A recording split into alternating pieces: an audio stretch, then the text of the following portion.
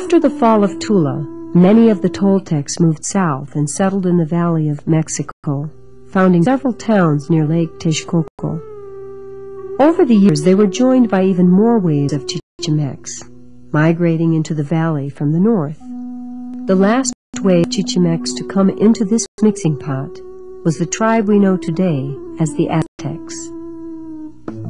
Today we know a lot about the Aztecs because they wrote about themselves in books called codices. A codex was filled with illustrations as well as these picture symbols that are a form of writing. Newer codices, written after the Spanish colonists came to Mexico, contain descriptions of typical Aztec life, as well as traditional stories about their ancestors and their gods. These stories are called myths or legends. One such story recounts the mythical origin of the Aztec people. According to the legend, the Aztecs came from a land to the north, where they lived in caves. They left this land to search for a new home in the south. They wandered for hundreds of years, accompanied on their journey by their god, Huitzilopochtli, whose name means hummingbird on the left. Despite his innocent name, Huitzilopochtli was a ferocious god of war. Huitzilopochtli told them to make their new home at the place where they saw this sign, an eagle eating the fruit of a cactus. In the Spanish version of the legend, the eagle is eating a snake, but to the Aztecs, the fruit of the cactus had symbolic meaning, for it represented the human heart. Finally, after centuries of wandering, they found the sign, and here they began to build a great city.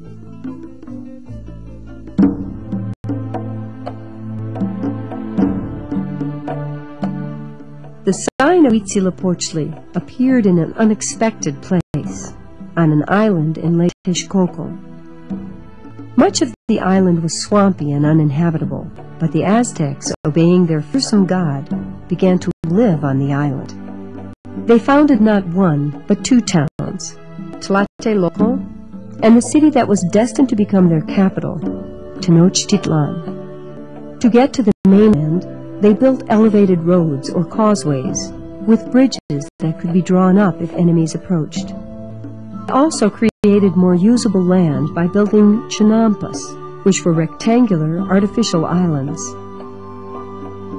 Chinampas were built next to the causeways and were separated by canals. The people could plant their gardens on the chinampas, or they could live on them. Today, some of these chinampas still exist, surrounded, as then, by canals.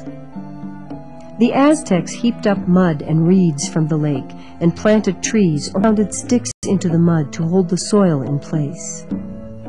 But even though the Aztecs were able to create chinampas and sustain themselves on their little island, they were surrounded by enemies.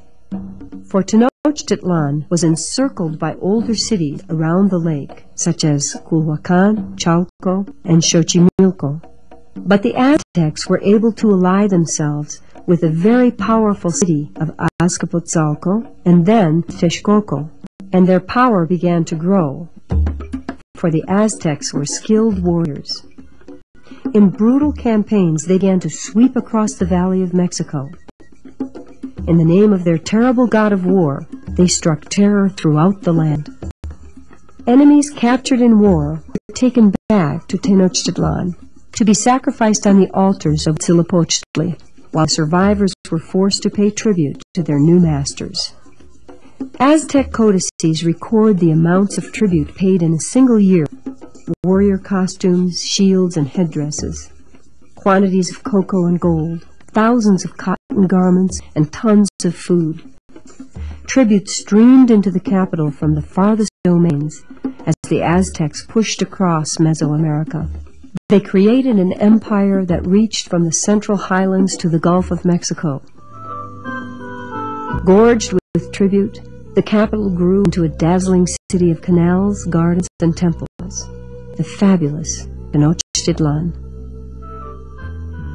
When the Spanish conqueror, Hernán Cortés, arrived here in 1519, he was stunned by the beauty of the city.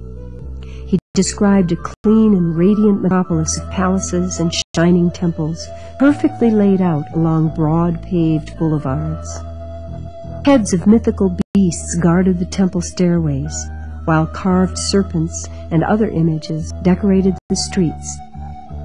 Cortés also spoke of the beautiful markets, Tlatelolco, where people might go to barter for weavings or pottery, or where the lady of the house might go to buy tortillas, tamales, salt. You could buy corn, nuts, peppers, ducks, or fish caught fresh from the lake. While merchants from faraway places like Oaxaca or Yucatan traded in gold and quetzal feathers. The people of noble blood and those warriors who had distinguished themselves most in battle were allowed by law to wear fine clothing in public, while the highest noble of all, the great king Moctezuma, was carried through the streets on a litter. But while the Spaniards were impressed by the magnificence of Tenochtitlan, they were not prepared for what they would find when they entered the temple district.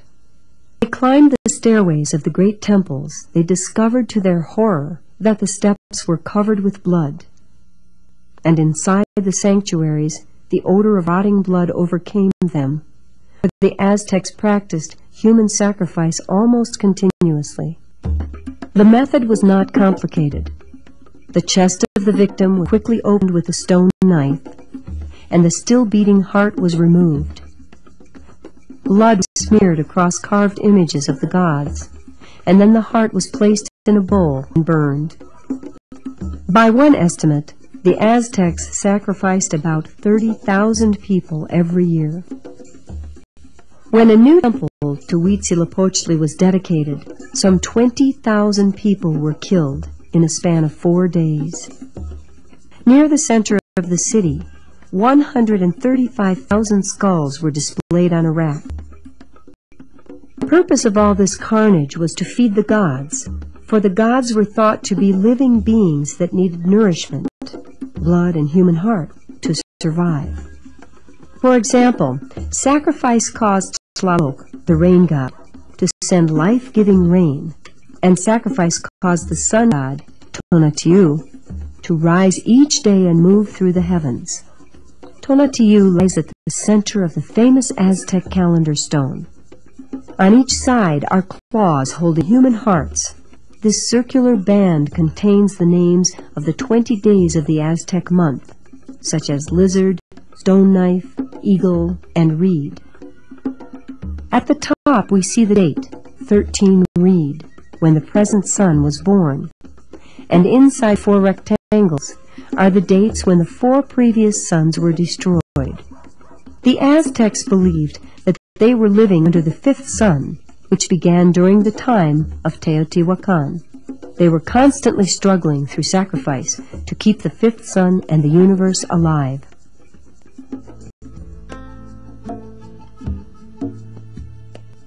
The fall of the Aztec Empire was strangely foretold by one of their own legends. According to the legend, the god Quetzalcoatl, who had gone to live across the ocean, would return in the year 1 Reed to rule over the Aztecs. In one of the most extraordinary coincidences in all of human history, 1 Reed fell on the year 1519, precisely when Hernán Cortés landed in Mexico. Cortés, with his beard and white skin, looked like a god to the Aztecs. The king, Moctezuma, thinking Cortés might be a god, welcomed him into Tenochtitlan. But the Spaniards soon revealed why they had come, to convert the Indians to Christianity and to take their gold. Conflict was inevitable, and the outcome was never in doubt. The Aztec warriors fought bravely, but they were no match for Spanish armor and horses.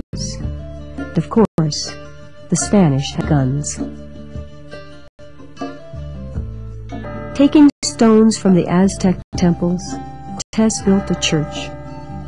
With this act, the new world was united with the old, and the final curtain came down on the 2,000-year history of the ancient Americans.